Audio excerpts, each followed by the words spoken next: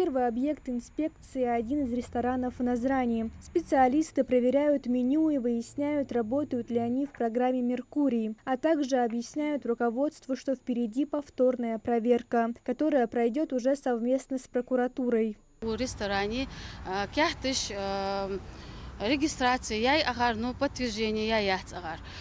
Избаханти цар ежу я хама духа ляца, устоган духа ляца.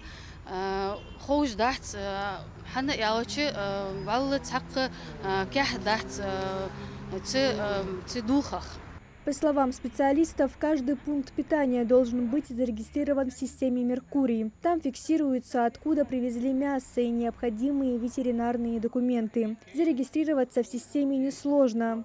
Раньше регистрацию производил Россельхознадзор.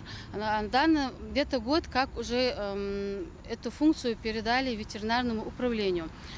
Идет администратор с документами, с оригиналом и с копиями и регистрируется в программе в Меркурии. Для этого ему нужно при себе иметь паспорт, СНИЛС, ИНН, ОГРН, если он индивидуальный предприниматель. Если физлицо, то только ИНН. И вот на месте там, в этом ветеринарном управлении, сотрудник его регистрирует, дает ему логин, пароль, подтверждает площадку.